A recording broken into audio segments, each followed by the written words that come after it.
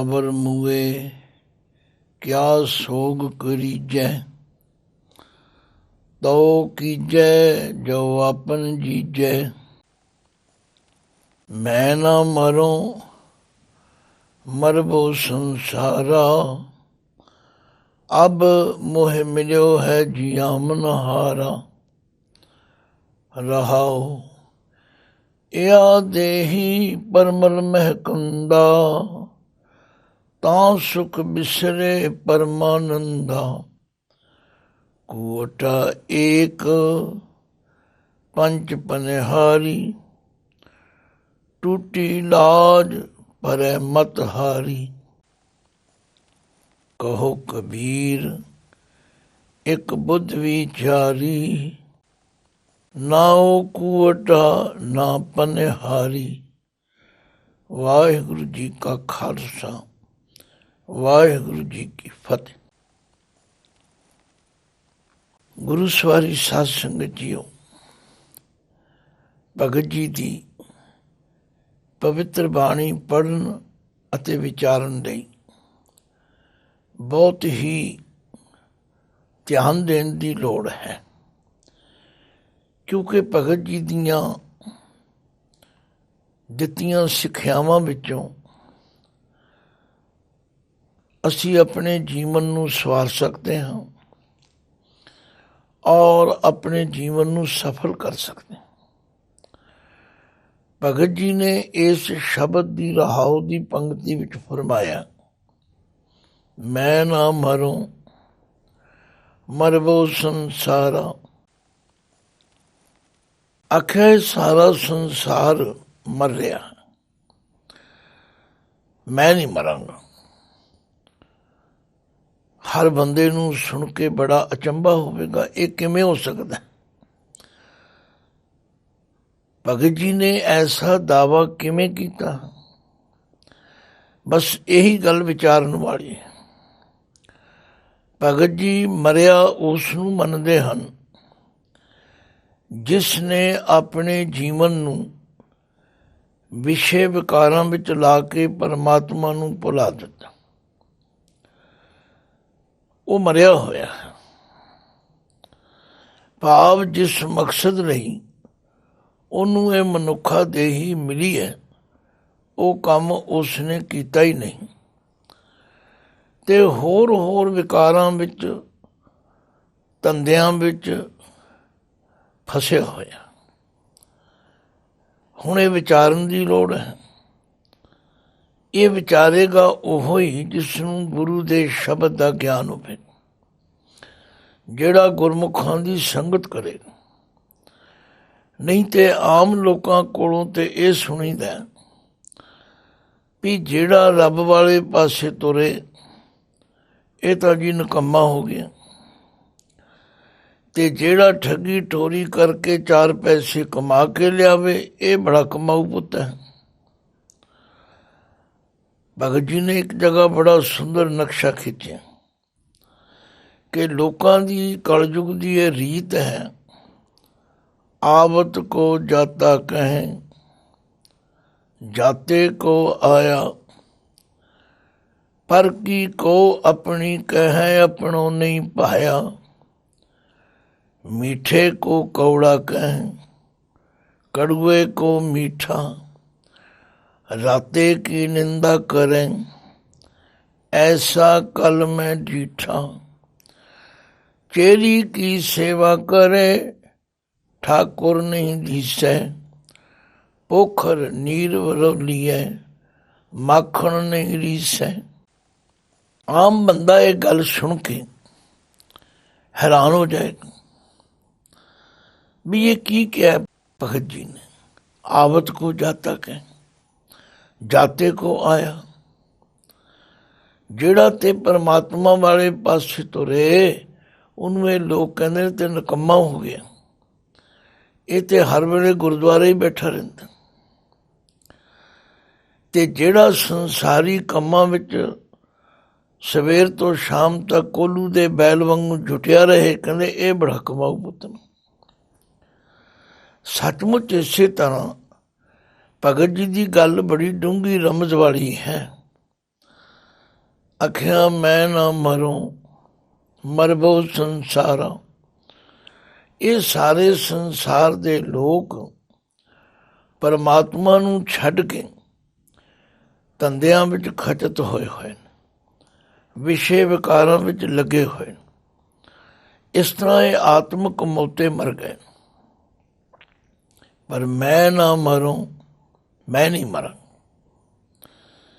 ਕਿਉਂਕਿ ਮੈਂ ਇਹਨਾਂ ਦੇ ਪਿੱਛੇ ਨਹੀਂ ਤੁਰਦਾ। ਆਖਰ ਇਸ ਗੱਲ ਨੂੰ ਸਮਝਣ ਵਾਸਤੇ ਬੜੀ ਹੀ ਬਰੀਕੀ ਵੀ ਜਾਣ ਦੀ ਲੋੜ ਹੈ। ਗੁਰਬਾਣੀ ਵਿੱਚ ਮਹਾਰਾਜ ਸੱਚੇ ਪਾਤਸ਼ਾਹ ਨੇ ਆਪ ਵੀ ਕਿਹਾ ਕਿ ਜਿਉਂ ਮ੍ਰਿਤਕ ਮਿਥਿਆ ਸਿੰਗਾਰ, ਨਾਮ ਬਿਨਾ ਜੇਤਾ ਵਿਵਹਾਰ। ਪਰਮਾਤਮਾ ਦੇ ਨਾਮ ਨੂੰ ਭੁੱਲ ਕੇ ਜੋ ਕੁਝ ਅਸੀਂ ਕਰਦੇ ਹਾਂ ਉਹ ਐਉਂ ਸਮਝੋ ਜਿਵੇਂ ਕਿਸੇ ਮੁਰਦੇ ਨੂੰ ਸ਼ਿੰਗਾਰ ਕਰਾਇਆ ਜਾਏ। ਕੋਈ ਮਰ ਜਾਏ ਉਹਦੇ ਉੱਤੇ ਕਿਤਨੇ ਕੀਮਤੀ ਦੁਸ਼ਾਲੇ ਪਾਓ, ਕੱਪੜੇ ਲਾਓ, ਸੁਗੰਧੀਆਂ ਪਾਓ, ਦੱਸੋ ਉਹਨੂੰ ਕੋਈ ਫਾਇਦਾ ਹੈ? ਜਿਹੜਾ ਪਰਮਾਤਮਾ ਵਾਲੇ ਪਾਸਿਓਂ ਮਰਿਆ ਹੋਇਆ ਉਹਦੇ ਸਾਰੇ ਜਿਤਨੇ ਦਿਖਾਵੇ ਦੇ ਕੰਮ ਨੇ ਉਹ ਤਾਂ ਦਿਖਾਵਾ ਹੈ। ਭਗਤ ਜੀ ਕਹਿੰਦੇ ਨੇ ਇਸ ਤਰ੍ਹਾਂ ਮੈਂ ਨਾ ਮਰੂੰ ਮਰਬੋ ਸੰਸਾਰਾ। ਇਹ ਸੰਸਾਰ ਤੇ ਧੰਦਿਆਂ ਵਿੱਚ ਵਿਕਾਰਾਂ ਵਿੱਚ ਖਚਤ ਹੋ ਕੇ ਮਰ ਗਿਆ, ਪਰ ਮੈਂ ਨਹੀਂ ਮਰਾਂ। ਕਿਉਂ? ਅਬ ਮੋਏ ਮਿਲਿਓ ਹੈ ਜੀਆਵਣ ਹਾਰਾ। ਹੁਣ ਮੈਨੂੰ ਉਹ ਜੀਆਵਣ ਹਾਰਾ, ਉਹ ਪਰਮਾਤਮਾ ਜਿਹੜਾ ਸੱਚੀ ਜ਼ਿੰਦਗੀ ਦੇਣ ਵਾਲਾ ਹੈ, ਹੁਣ ਮੇਰਾ ਉਹਦੇ ਨਾਲ ਮਿਲਾਪ ਹੋ ਗਿਆ। ਇਸ ਲਈ ਭਗਤ ਜੀ ਨੇ ਆਪਣੇ ਸ਼ਲੋਕਾਂ ਵਿੱਚ ਵੀ ਕਿਹਾ ਕਿ ਜਿਸ ਮਰਨੇ ਤੇ ਜਗ ਡਰੇ ਮੇਰੇ ਮਨ ਆਨੰਦ। ਮਰਨੇ ਹੀ ਤੇ ਪਾਈਐ ਪੂਰਨ ਪਰਮਾਨੰਦ। ਹੁਣ ਜਿਉਂ-ਜਿਉਂ ਭਗਤ ਜੀ ਦੀ ਬਾਣੀ ਨੂੰ ਸਮਝਣ ਦਾ ਯਤਨ ਕਰਾਂਗੇ ਤਿਉਂ ਹੋਰ ਡੂੰਘੇ ਜਾਣਾ ਪਵੇਗਾ। ਮਰਤਾ ਮਰਤਾ ਜਗਮੂਆ ਮਰ ਵੀ ਨ ਜਾਣਿਆ ਕੋਏ। ਐਸੀ ਮਰਨੀ ਜੋ ਮਰੇ ਬਹੁਰ ਨਾ ਮਰਨਾ ਹੋਏ। ਭਗਤ ਜੀ ਕਿਸੇ ਹੋਰ ਮੌਤ ਦੀ ਗੱਲ ਕਰ ਰਹੇ, ਜਿਹੜੀ ਮੌਤ ਦਾ ਸਾਨੂੰ ਕਿਸੇ ਨੂੰ ਚੇਤਾ ਹੀ ਨਹੀਂ। ਮਰਨੋਂ ਮਰਨ ਕਹਿ ਸਭ ਕੋਈ, ਸਹਿਜੇ ਮਰੈ ਅਮਰ ਹੋਏ ਸੋਈ। ਮੈਂ ਨਾ ਮਰੂੰ ਮਰਬੋ ਸੰਸਾਰਾ। ਆਖਿਆ ਮੈਂ ਨਹੀਂ ਆਤਮਿਕ ਮੌਤੇ ਮਰਾਂਗਾ। ਸੰਸਾਰ ਦੇ ਲੋਕ ਜਦੋਂ ਸੰਸਾਰਾ ਸ਼ਬਦ ਆ ਜਾਏ ਇਹਦੀ ਫਿਰ ਗਿਣਤੀ ਮਿਣਤੀ ਤੇ ਵਿਆਖਿਆ ਕਰਨ ਦੀ ਕੋਈ ਲੋੜ ਨਹੀਂ। ਇਹ ਬਹੁ ਗਿਣਤੀ ਵਾਸਤੇ ਇਵੇਂ ਹੀ ਵਰਤਿਆ ਜਾਂਦਾ। ਭਾਵ ਬਹੁ ਗਿਣਤੀ ਸੰਸਾਰ ਦੇ ਲੋਕ ਆਤਮਿਕ ਮੌਤੇ ਮਰੇ ਪਏ। ਅਬ ਮੋਏ ਮਿਲਿਓ ਹੈ ਜੀਆਵਣ ਹਾਰਾ। ਕਿਉਂਕਿ ਮੈਨੂੰ ਹੁਣ ਉਹ ਪਰਮਾਤਮਾ ਮਿਲ ਗਿਆ, ਮੇਰੀ ਉਹਦੇ ਨਾਲ ਪ੍ਰੀਤ ਲੱਗ ਗਈ ਹੈ, ਜਿਹੜਾ ਜੀਆਵਣ ਹਾਰਾ, ਸੱਚੀ ਜ਼ਿੰਦਗੀ ਦੇਣ ਵਾਲਾ। ਹੁਣ ਇਸ ਰਹਾਉ ਦੀ ਪੰਕਤੀ ਨੂੰ ਅਸੀਂ ਜਿੰਨਾ ਵੀ ਰਿੜਕੀਏ, ਜਿੰਨਾ ਵੀ ਵਿਚਾਰੀਏ, ਬਹੁਤ ਡੂੰਘੇ ਜਾਣ ਦੀ ਲੋੜ ਹੈ। ਕਿਉਂਕਿ ਜਿਸ ਨੂੰ ਅਸੀਂ ਮਰਨਾ ਕਹਿ ਰਹੇ ਹਾਂ, ਅਸੀਂ ਤੇ ਸਰੀਰ ਦੇ ਮਰਨ ਦੀ ਗੱਲ ਕਰਦੇ। ਕੋਈ ਸਰੀਰ ਕਰਕੇ ਬਿਨਸਟ ਹੈ, ਅਸੀਂ ਮਰ ਗਏ, ਪੂਰਾ ਹੋ ਗਿਆ। ਇਹ ਨਹੀਂ ਪਤਾ ਉਹ ਅਧੂਰਾ ਮਰ ਗਿਆ ਕਿ ਪੂਰਾ ਮਰਿਆ। ਅਸੀਂ ਕਹਿੰਦੇ ਪੂਰਾ ਹੋ ਗਿਆ, ਨਹੀਂ। ਭਗਤ ਜੀ ਨੇ ਇਹਨੂੰ ਖੋਲ੍ਹਣ ਦਾ ਯਤਨ ਕੀਤਾ। ਆਖਿਆ ਅਵਰ ਮੂਹੇ ਕਿਆ ਸੋਗ ਕਰੀਜੈ। ਭਾਈ ਇਹ ਸਰੀਰ ਕਰਕੇ ਤੇ ਹਰ ਇੱਕ ਨੇ ਮਰ ਜਾਣਾ, ਇਸ ਤੋਂ ਕੋਈ ਬਚ ਨਹੀਂ ਸਕਦਾ। ਇਸ ਲਈ ਕਿਸੇ ਦੂਜੇ ਦੇ ਮਰਨ ਤੇ ਸੋਗ ਨਹੀਂ ਕਰਨਾ ਚਾਹੀਦਾ, ਫੂੜੀ ਨਹੀਂ ਬਚਾਉਣੀ ਚਾਹੀਦੀ। ਤੋ ਕੀਜੈ ਜੋ ਆਪਨ ਜੀਜੈ। ਆਖਿਆ ਦੂਜਿਆਂ ਦੇ ਮਰਨ ਤੇ ਸੋਗ ਤਾਂ ਕਰੀਏ ਜੇ ਆਪ ਜਿਉਂਦੇ ਰਹਿਣਾ ਹੋਵੇ। ਤੇ ਜਾਣਾ ਤੇ ਅਸੀਂ ਵੀ ਇੱਕ ਦਿਨ ਹੈ। ਭਗਤ ਜੀ ਨੇ ਇਹੋ ਜਿਹੇ ਅਨੇਕਾਂ ਭੁਲੇਖੇ ਦੂਰ ਕੀਤੇ ਨੇ। ਇੱਕ ਸ਼ਬਦ ਆਉਂਦਾ ਹੈ ਭਗਤ ਜੀ ਦਾ, ਜਿਸ ਵਿੱਚ ਉਹ ਫਰਮਾਉਂਦੇ ਨੇ, ਜਨਨੀ ਜਾਨਤ ਸੁਤ ਬੜਾ ਹੋਤ ਹੈ, ਇਤਨਾ ਕੁ ਨਾ ਜਾਣੈ ਜੇ ਦਿਨ ਦਿਨ ਅਵਧ ਘਟਤ ਹੈ। ਮੋਰ ਮੋਰ ਕਰ ਅਦਕ ਲਾਡ ਧਰ, ਵੇਖਤ ਹੀ ਜਮਰਾਓ ਹਸੈ। ਐਸਾ ਤੈਂ ਜਗ ਭਰਮ ਲਾਇਆ, ਕੈਸੇ ਬੂਝੇ ਜਬ ਮੋਇਆ ਹੈ ਮਾਇਆ। ਭਗਤ ਜੀ ਕਹਿੰਦੇ ਨੇ, ਇੱਕ ਦਿਨ ਗਲੀ ਵਿੱਚੋਂ ਲੰਘ ਰਹੇ ਸਨ ਤੇ ਜਮ ਰਾਜਾ ਹੱਸ ਰਿਹਾ ਸੀ। ਹੁਣ ਸਾਨੂੰ ਤੁਹਾਨੂੰ ਤੇ ਜਮ ਰਾਜਾ ਨਜ਼ਰ ਨਹੀਂ ਆਉਂਦਾ, ਪਰ ਭਗਤ ਜੀ ਨੂੰ ਨਜ਼ਰ ਆਇਆ। ਪੁੱਛਣ ਲੱਗੇ, ਕਿਉਂ ਬਈ ਤੂੰ ਹੱਸ ਕਿਉਂ ਰਿਹਾ? ਉਹਨੇ ਆਖਿਆ, ਭਗਤ ਜੀ ਉਹ ਦੇਖੋ ਕੋਠੇ ਦੇ ਉੱਤੇ ਇੱਕ ਮਾਤਾ ਚਰਖਾ ਕੱਤ ਰਹੀ ਹੈ, ਉਹਦਾ ਛੋਟਾ ਜਿਹਾ ਬੱਚਾ ਉਹਦੇ ਕੋਲ ਖੇਡ ਰਿਹਾ। ਮਾਂ ਨੇ ਉਸ ਨੂੰ ਆਰੇ ਵੀ ਲਾਇਆ ਹੋਇਆ, ਇੱਕ ਗੇਂਦ ਰੇੜ ਦਿੰਦੀ ਹੈ, ਬੱਚਾ ਦੌੜ ਕੇ ਉਹਨੂੰ ਚੁੱਕਣ ਜਾਂਦਾ। ਇਉਂ ਮਾਂ ਬੜੀ ਖੁਸ਼ ਹੋ ਰਹੀ ਹੈ ਕਿ ਬੱਚਾ ਅੱਗੇ ਨਾਲੋਂ ਤਕੜਾ ਹੋ ਗਿਆ, ਇਹਦੀਆਂ ਲੱਤਾਂ ਵਿੱਚ ਜ਼ੋਰ ਆ ਗਿਆ, ਇਹ ਹੁਣ ਦੌੜਨ ਲੱਗ ਪਿਆ। ਪਰ ਮੈਂ ਇਸ ਕਰਕੇ ਹੱਸ ਰਿਹਾ ਕਿ ਇਸ ਭੋਲੀ ਮਾਂ ਨੂੰ ਪਤਾ ਨਹੀਂ ਇਹ ਵੱਡਾ ਨਹੀਂ ਹੋ ਰਿਹਾ, ਇਹ ਛੋਟਾ ਹੋ ਰਿਹਾ। ਇਸ ਮਾਂ ਨੇ ਹੀ ਗੇਂਦ ਸੁੱਟਣੀ ਹੈ ਔਰ ਇਹ ਗੇਂਦ ਕੋਠੇ ਤੋਂ ਥੱਲੇ ਆ ਜਾਏਗੀ ਤੇ ਬੱਚਾ ਦੌੜ ਕੇ ਉਸ ਗੇਂਦ ਨੂੰ ਫੜਨ ਵਾਸਤੇ ਦੌੜੇਗਾ ਤੇ ਬੱਚਾ ਵੀ ਕੋਠੇ ਤੋਂ ਥੱਲੇ ਡਿੱਗੇਗਾ ਤੇ ਮੈਂ ਅੱਗੇ ਤਿਆਰ ਖੜਾ। ਦੇਖੋ ਅਸੀਂ ਕਿੰਨੇ ਭੁਲੇਖੇ ਵਿੱਚ ਹਾਂ। ਅਸੀਂ ਸਮਝ ਰਹੇ ਹਾਂ ਕਿ ਅਸੀਂ ਵੱਡੇ ਹੋ ਰਹੇ, ਪਰ ਇਹ ਸਾਨੂੰ ਪਤਾ ਹੀ ਨਹੀਂ ਅਸੀਂ ਛੋਟੇ ਹੋ ਰਹੇ। ਭਗਤ ਜੀ ਨੇ ਉੱਥੇ ਇਹ ਸ਼ਬਦ ਉਚਾਰਨ ਕੀਤਾ, ਜਨਨੀ ਜਾਨਤ ਸੁਤ ਬੜਾ ਹੋਤ ਹੈ, ਇਤਨਾ ਕੁ ਨਾ ਜਾਣੈ ਜੇ ਦਿਨ ਦਿਨ ਅਵਧ ਘਟਤ ਹੈ। ਕਿਸੇ ਨੂੰ ਧਿਆਨ ਕਿ ਸਾਡੀ ਉਮਰ ਘਟ ਰਹੀ ਹੈ, ਵੱਧ ਨਹੀਂ ਰਹੀ, ਪਰ ਅਸੀਂ ਕਹਿੰਦੇ ਨਹੀਂ ਅਸੀਂ ਵੱਡੇ ਹੋ ਰਹੇ।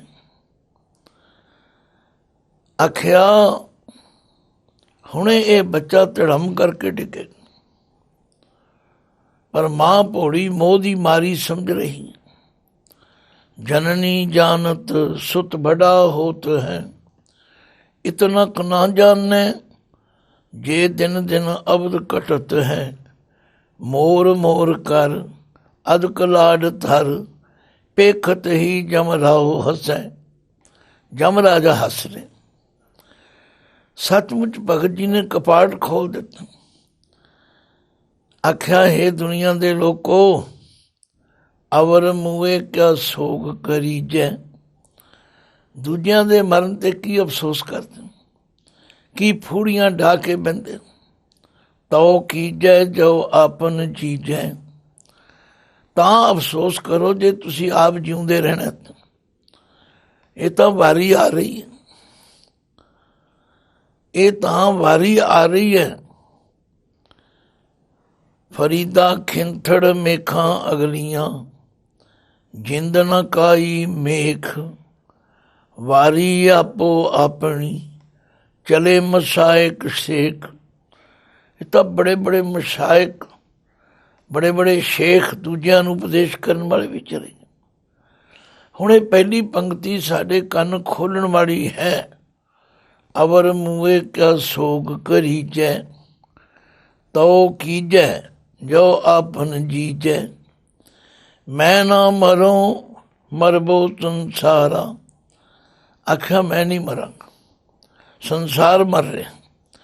ਕਿਉਂਕਿ ਸੰਸਾਰ ਜਿਹੜਾ ਹੈ ਇਹ ਆਤਮਕ ਮੋਤੇ ਮਰ ਰਿਹਾ, ਇਹ ਪਰਮਾਤਮਾ ਦਾ ਨਾਮ ਨਹੀਂ ਜਪ ਰਿਹਾ। ਜਿਹੜੇ ਕੰਮ ਲਈ ਮਨੁੱਖਾ ਦੇਹੀ ਮਿਲੀ ਇਹ ਕਰ ਨਹੀਂ ਰਿਹਾ। ਅਬ ਮੋਏ ਮਿਲਿਓ ਹੈ ਜੀਵਨ ਹਾਰਾ। ਮੈਨੂੰ ਉਹ ਜਿਉਣ ਵਾਲਾ, ਜ਼ਿੰਦਗੀ ਦੇਣ ਵਾਲਾ ਪਰਮਾਤਮਾ ਮਿਲ ਗਿਆ। ਰਾਉ ਇਆ ਦੇਹੀ ਪਰਮਲ ਮਹਿਕੰਦਾ। ਆਖਿਆ ਲੋਕ ਕੀ ਕਰ ਰਹੇ, ਇਸ ਦੇਹੀ ਨੂੰ ਤਰ੍ਹਾਂ ਤਰ੍ਹਾਂ ਦੀਆਂ ਖੁਸ਼ਬੂਆਂ ਲਾ ਰਹੇ, ਬੜੇ ਬੜੇ ਪਰਫਿਊਮ ਇਹਦੇ ਉੱਤੇ ਛਿੜਕ ਰਹੇ। ਮਹਿਕੰਦਾ ਦਾ ਮਤਲਬ ਇਸ ਨੂੰ ਮਹਿਕਾ ਰਹੇ ਨੇ, ਵੀ ਸਾਰਾ ਦਿਨ ਸਾਡੇ ਕੋਲ ਖੁਸ਼ਬੂ ਆਵੇ। ਕਈ ਤਰ੍ਹਾਂ ਦੇ ਅਤਰ, ਫਲੇਲ ਵਗੈਰਾ ਲੋਕ ਚੀਜ਼ਾਂ ਲਾਉਂਦੇ। ਇਆ ਦੇਹੀ ਪਰਮਲ ਮਹਿਕੰਦਾ, ਤਾਂ ਸੁਖ ਬਿਸਰੇ ਪਰਮਾਨੰਦਾ। ਆਖਿਆ ਇਹਨਾਂ ਚਸਕਿਆਂ ਸਵਾਦਾਂ ਵਿੱਚ ਲੱਗ ਕੇ ਲੋਕ ਉਸ ਪਰਮਾਨੰਦ ਪਰਮਾਤਮਾ ਨੂੰ ਭੁੱਲ ਗਏ। ਜਿਹੜਾ ਪਰਮ ਆਨੰਦ ਦੇਣ ਵਾਲਾ ਪਰਮਾਤਮਾ ਦਾ ਸਿਮਰਨ ਹੈ, ਉਸ ਪਾਸੇ ਕੋਈ ਧਿਆਨ ਨਹੀਂ। ਘੰਟਿਆਂ ਬੱਧੀ ਸ਼ੀਸ਼ੇ ਦੇ ਅੱਗੇ ਬੈਠੇ ਰਹਿਣ, ਕਦੇ ਇਉਂ ਕਰੋ ਕਦੇ ਇਉਂ ਕਰੋ। ਪਰ ਭਗਤ ਜੀ ਨੇ ਆਖਿਆ ਯਾਦ ਰੱਖੋ, ਜੇ ਸਿਰ ਰਚ ਰਚ ਬੰਧਤ ਭਾਗ, ਸੋ ਸਿਰ ਚੁੰਚ ਸਵਾਰੈ ਕਾਗ। ਇਹ ਤਨ ਧਨ ਕਉ ਕਿਆ ਗਰਬਈਆ। ਇਹਦੇ ਉੱਤੇ ਕੀ ਅਹੰਕਾਰ ਕਰਨਾ, ਇਹਦੇ ਉੱਤੇ ਬਹੁਤਾ ਅਹੰਕਾਰ ਨਾ ਕਰੋ। ਇਹ ਤਾਂ ਰੱਬ ਤੋਂ ਤੋੜਨ ਵਾਲੀ ਗੱਲ ਕਰ ਰਹੇ ਹੋ ਤੁਸੀਂ। ਇਆ ਦੇਹੀ ਪਰਮਲ ਮਹਿਕੰਦਾ, ਤਾਂ ਸੁਖ ਬਿਸਰੇ ਪਰਮਾਨੰਦਾ। ਬਸ ਜਦੋਂ ਇਸ ਦੇਹੀ ਨੂੰ ਚੋਪੜਨ ਚਾਪੜਨ ਵਿੱਚ ਲੱਗ ਗਏ, ਇਹਨੂੰ ਸਵਾਰਨ ਵਿੱਚ ਲੱਗ ਗਏ। ਕਈ ਲੋਕ ਮੈਂ ਦੇਖਿਆ ਕੱਪੜਿਆਂ ਨੂੰ ਐਸੀ ਮੈਚਿੰਗ ਕਰਨਗੇ, ਇਹਦੇ ਨਾਲ ਪੱਗ ਨਹੀਂ ਰਲਦੀ, ਇਹਦੇ ਨਾਲ ਟਾਈ ਨਹੀਂ ਰਲਦੀ, ਇਹਦੇ ਨਾਲ ਆਹ ਨਹੀਂ ਰਲਦਾ, ਇਹਦੇ ਨਾਲ ਉਹ ਨਹੀਂ ਰਲਦਾ। ਉਹ ਭਾਈ ਕੱਪੜੇ ਤਾਂ ਸਰੀਰ ਢੱਕਣ ਵਾਸਤੇ ਨੇ, ਪਰ ਅਸੀਂ ਕੀ ਕਰ ਰਹੇ? ਇਆ ਦੇਹੀ ਪਰਮਲ ਮਹਿਕੰਦਾ, ਤਾਂ ਸੁਖ ਬਿਸਰੇ ਪਰਮਾਨੰਦਾ। ਉਹ ਜਿਹੜਾ ਸੁਖ ਦੇਣ ਵਾਲਾ ਪਰਮਾਤਮਾ ਉਹ ਭੁੱਲ ਜਾਂਦਾ। ਜਿੰਨਾ ਸਮਾਂ ਅਸੀਂ ਇਹਨਾਂ ਚੀਜ਼ਾਂ ਉੱਤੇ ਲਾ ਰਹੇ ਹਾਂ, ਉਹਨਾਂ ਸਮਾਂ ਪਰਮਾਤਮਾ ਦੇ ਸਿਮਰਨ ਵਿੱਚ ਨਹੀਂ ਲਾ ਰਹੇ। ਮੈਨੂੰ ਯਾਦ ਹੈ ਅਮਰੀਕਾ ਵਿੱਚ ਕੋਈ ਸੱਜਣ ਆਪਣੇ ਨਵੇਂ ਮਕਾਨ ਬਣਾਏ ਅਤੇ ਮੈਨੂੰ ਲੈ ਗਿਆ। ਬੜਾ ਵੱਡਾ ਮਕਾਨ ਸੀ, ਮੈਂ ਐਡਾ ਵੱਡਾ ਕਦੇ ਦੇਖਿਆ ਨਹੀਂ ਸੀ। ਮਕਾਨ ਦਿਖਾਉਂਦਿਆਂ ਦਿਖਾਉਂਦਿਆਂ ਉਹ ਆਪਣੇ ਬੈੱਡਰੂਮ 'ਚ ਲੈ ਗਿਆ। ਬੈੱਡਰੂਮ ਦੇ ਨਾਲ ਇੱਕ ਹੋਰ ਕਮਰਾ। ਮੈਂ ਕਿਹਾ ਜੀ ਇਹ ਕੀ ਹੈ? ਕਹਿੰਦਾ ਜੀ ਇਹ ਕਲੋਜ਼ਿੰਗ ਰੂਮ ਹੈ। ਮੈਂ ਕਿਹਾ ਜੀ ਉਹ ਕੀ ਹੁੰਦਾ? ਜਦੋਂ ਉਹਨੇ ਉਹਦਾ ਦਰਵਾਜ਼ਾ ਖੋਲ੍ਹਿਆ, ਮੇਰੇ ਖਿਆਲ ਵਿੱਚ ਉਹਦੇ 'ਚ ਗਿਣਤੀ ਤਾਂ ਨਹੀਂ ਕੀਤੀ, ਪਰ ਬਹੁਤ ਸਾਰੇ ਕੋਟ ਪੈਂਟਾਂ ਟੰਗੇ ਹੋਏ ਸਨ। ਮੈਂ ਕਿਹਾ ਜੀ ਇੰਨੇ ਕੋਟ ਪੈਂਟ? ਕਹਿੰਦੇ ਹਾਂ ਜੀ, ਆਹ ਫਲਾਣੇ ਦਿਨ ਪਾਉਣ ਵਾਲਾ, ਫਲਾਣੇ ਦਿਨ ਪਾਉਣ ਵਾਲਾ, ਫਲਾਣੇ ਦਿਨ ਪਾਉਣ।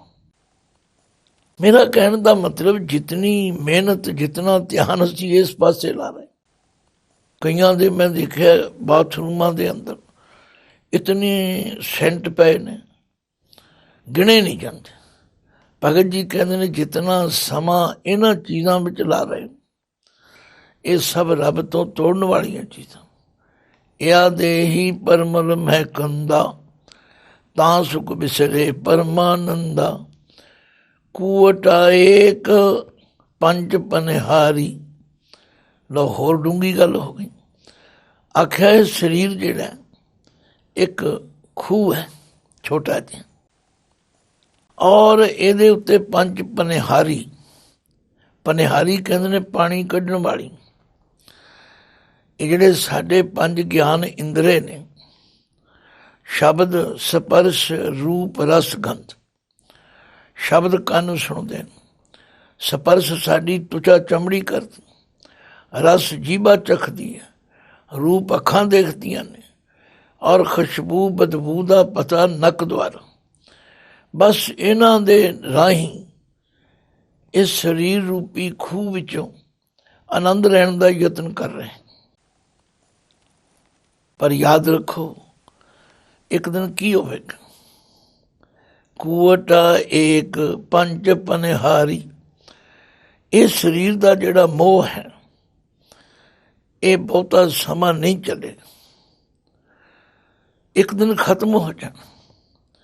और ये ਜਿਹੜੇ ਪੰਜ ਪਨਿਹਾਰੀ, ਪੰਜ ਗਿਆਨ ਇੰਦਰੀਆਂ ਰੂਪੀ ਪਾਣੀ ਖਿੱਚਣ ਵਾਲੇ, ਸਵਾਦ ਲੈਣ ਵਾਲੇ, ਟੂਟੀ ਲਾਜ ਭਰੇ ਮਤ ਹਾਰੀ, ਇਸ ਸਵਾਸਾਂ ਦੀ ਲੱਜ ਟੁੱਟ ਜਾਏ ਤੇ ਜਿਹੜੀ ਇਸ ਵਿੱਚੋਂ ਰਸ ਲੈਣ ਵਾਲੀ ਜਿੰਦ ਹੈ ਖਤਮ ਹੋ ਜਾਏ। ਮਤ ਹਾਰੀ ਦਾ ਮਤਲਬ ਇਹ ਆਪਣੀ ਮਤ ਨੂੰ ਹਾਰਨ ਵਾਲਾ ਕੰਮ ਅਸੀਂ ਚਸਕਿਆਂ ਵਿੱਚ ਲੱਗੇ ਹੋਏ। ਫਿਰ ਕਬੀਰ ਜੀ ਕਹਿੰਦੇ ਨੇ, ਕਹੋ ਕਬੀਰ ਇੱਕ ਬੁੱਧ ਵਿਚਾਰੀ। ਫਿਰ ਕਬੀਰ ਜੀ ਕਹਿੰਦੇ ਨੇ, ਮੈਨੂੰ ਤਾਂ ਇੱਕ ਗੱਲ ਸਮਝ ਆਈ। ਇੱਕ ਬੁੱਧ ਵਿਚਾਰੀ, ਵਿਚਾਰ ਕੀਤੀ, ਭਾਵ ਮੈਂ ਗੁਰੂ ਦੇ ਗਿਆਨ ਦੁਆਰਾ ਵਿਚਾਰ ਕੀਤੀ। ਨਾ ਉਹ ਕੂਟਾ ਨਾ ਪਨਿਹਾਰੀ, ਆਪਾਂ ਇਸ ਪਾਸੇ ਤੁਰੇ ਹੀ ਨਹੀਂ। ਨਾ ਉਹ ਕੂਟਾ ਨਾ ਪਨਿਹਾਰੀ, ਉਹ ਪਾਣੀ ਭਰਨ ਵਾਲੀਆਂ ਚਰਖੜੀਆਂ ਜਾਂ ਉਹ ਖੂਹ, ਇਹਦੇ ਮੋਹ ਵਿੱਚ ਮੈਂ ਫਸਿਆ ਹੀ ਨਹੀਂ। ਕਿਉਂ? ਮੈਂ ਨਾ ਮਰੂੰ ਮਰਬੋ ਸੰਸਾਰਾ, ਅਬ ਮੋਏ ਮਿਲਿਓ ਹੈ ਜੀਆਵਣ ਹਾਰਾ। ਤੋ ਜਿਹੜੇ ਪਰਮਾਤਮਾ ਦੇ ਸਿਮਰਨ ਵਿੱਚ ਲੱਗ ਜਾਂਦੇ ਨੇ, ਉਹ ਇਹਨਾਂ ਇੰਦਰੀਆਂ ਦੇ ਪਿੱਛੇ ਨਹੀਂ ਲੱਗਦੇ, ਉਹ ਇਹਨਾਂ ਦੇ ਚਸਕਿਆਂ ਵਿੱਚ ਨਹੀਂ ਪੈਂਦੇ, ਕਿਉਂਕਿ ਉਹਨਾਂ ਨੂੰ ਗੁਰੂ ਦੇ ਸ਼ਬਦ ਰਾਹੀਂ ਸਮਝ ਆ ਜਾਂਦੀ। ਕਹੋ ਕਬੀਰ ਇੱਕ ਬੁੱਧ ਵਿਚਾਰੀ, ਨਾ ਉਹ ਕੂਟਾ ਨਾ ਪਨਿਹਾਰੀ, ਉਹ ਇਹਨਾਂ ਸਾਰੀਆਂ ਚੀਜ਼ਾਂ ਤੋਂ ਬਚ ਕੇ ਉਸ ਪਰਮਾਤਮਾ ਦਾ ਸਿਮਰਨ ਕਰਦੇ। ਉਹ ਇਹਨਾਂ ਦੇਹੀ ਨੂੰ ਚਮਕਾਉਣ ਲਈ, ਸਜਾਉਣ ਲਈ ਬਹੁਤਾ ਸਮਾਂ ਨਹੀਂ ਖਰਚ ਕਰਦੇ। ਦੇਖੋ, ਕੱਪੜੇ ਹਨ, ਸਾਦੇ ਪਾਓ ਸੁਖੀ ਰਹੋ, ਭੋਜਨ ਹੈ ਸਾਦਾ ਖਾਓ ਸੁਖੀ ਰਹੋ। ਬਾਬਾ ਨਾਨਕ ਜੀ ਤੇ ਕਹਿੰਦੇ ਨੇ ਹੋਰ ਖਾਣਾ ਖੁਸ਼ੀ ਖੁਆਰ, ਬਾਬਾ ਹੋਰ ਖਾਣਾ ਖੁਸ਼ੀ ਖੁਆਰ, ਜਿਤ ਖਾਦੇ ਤਨ ਪੀੜੀਐ ਮਨ ਮੈਂ ਚਲੇ ਵਿਕਾਰ। ਬਾਬਾ ਹੋਰ ਪਹਿਨਣ ਖੁਸ਼ੀ ਖੁਆਰ, ਇਹ ਹੋਰ ਖਾਣੇ ਖਾਣੇ, ਹੋਰ ਪਹਿਨਣੇ, ਇਹ ਚੀਜ਼ਾਂ ਖੁਆਰ ਕਰਨ ਵਾਲੀਆਂ ਹਨ। ਬੰਦੇ ਨੂੰ ਜਿਤਨਾ ਸਾਦਗੀ ਵਿੱਚ ਸੁੱਖ ਹੈ, ਕਿਸੇ ਮਹਾਂਪੁਰਖ ਨੇ ਠੀਕ ਕਿਹਾ, ਬੰਦਾ ਪਹਿਲਾਂ ਸੀ ਜੋਗੀ, ਫਿਰ ਬਣ ਗਿਆ ਭੋਗੀ। ਭੋਗਣ ਲੱਗਿਆ ਇਸਨੇ ਅੱਗਾ ਪਿੱਛਾ ਦੇਖਿਆ ਨਹੀਂ, ਫਿਰ ਬਣ ਗਿਆ ਰੋਗੀ, ਫਿਰ ਬਿਮਾਰੀਆਂ ਚੰਬੜ ਗਈਆਂ। ਫਿਰ ਦੂਜਿਆਂ ਨੂੰ ਠੀਕ ਦੇਖਦਾ, ਆਪਣੇ ਆਪ ਨੂੰ ਬਿਮਾਰ ਦੇਖਦਾ, ਫਿਰ ਬਣ ਜਾਂਦਾ ਸੋਗੀ। ਪਹਿਲੇ ਸੀ ਜੋਗੀ, ਫਿਰ ਬਣਿਆ ਭੋਗੀ, ਫਿਰ ਬਣਿਆ ਰੋਗੀ, ਫਿਰ ਬਣਿਆ ਸੋਗੀ। ਹੁਣ ਚਾਹੁੰਦਾ ਮੈਂ ਜੋਗੀ ਬਣਾ। ਭਾਈ, ਜੇ ਪਰਮਾਤਮਾ ਨਾਲ ਜੁੜ ਜਾਈਏ ਤਾਂ ਇਹ ਮਸਲਾ ਹੱਲ ਹੋ ਜਾਂਦਾ ਹੈ। ਵਾਹਿਗੁਰੂ ਜੀ ਕਾ ਖਾਲਸਾ, ਵਾਹਿਗੁਰੂ ਜੀ ਕੀ ਫਤਿਹ।